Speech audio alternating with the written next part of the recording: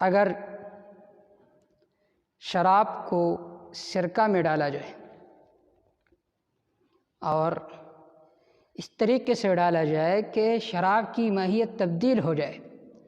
اور وہ سرکہ بن جائے، کیا پھر اس کا استعمال کھانے میں حلال ہوگا یا نہیں؟ الجواب دیکھیے، فقہاء کرام نے یہ قاعدہ ذکر کی ہے کہ جب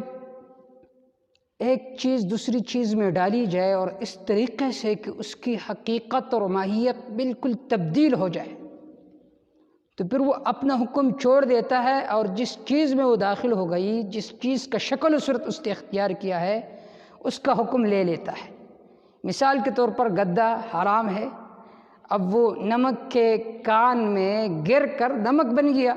تو پھر اس نمک کے استعمال جائز ہوگا۔ تو اگر صورت ایسی ہو کہ یہ جو شراب ہے اس کو سرکہ میں ڈالا جائے اور پھر شراب کی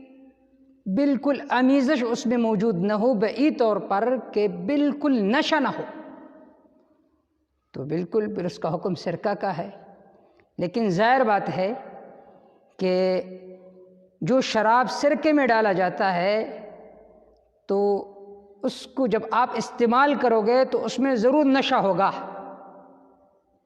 اور حدیث پاک میں آتا ہے، آپ صلی اللہ علیہ وآلہ وسلم نے فرمایا، کل مسکر حرام، ہر وہ چیز جو سکر کے حد تک پہنچ جائے، جس کو استعمال کر کے آدمی کو نشہ پیدا ہو تو اس کے استعمال کرنا حرام ہے۔ اسی طرح اگر شراب کو سرکہ میں ڈال دیا گیا، ظاہر بات ہے سرکہ بھی مائع چیز ہے اور شراب بھی مائع چیز ہے، اب تو وہ تو سرکہ بن گیا لیکن اس میں نشہ موجود ہے یا نہیں؟ عقل تو یہ کہہ رہی ہے نشہ موجود ہوگا۔ اب پانی میں شراب ڈالو تو اگرچہ بظاہر ماہیت تبدیل ہوگی لیکن نشہ تو پانی میں بھی سرایت کرے گا۔ اسی طرح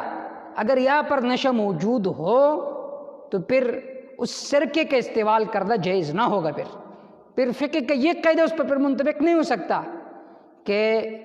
چیز کی ماہیت اور حقیقت تبدیل ہونے کے بعد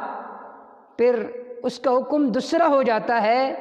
جس کی وہ شکل و صورت اختیار کر لیتا ہے۔ یہ حکم تب ہوگا جب اس میں بالکل نشہ نہ ہو، اور عام طور پر تو نشہ موجود ہوتا ہے، لہذا اسی طرح کہنا کہ شراب کو سرکہ میں ڈالا جائے اس کے استعمال جائز ہے، میرے خیال میں یہ بات فقہی قواعد کی بھی خلاف ہے اور قرآن و سنت کی بھی خلاف ہے۔ واللہ تعالی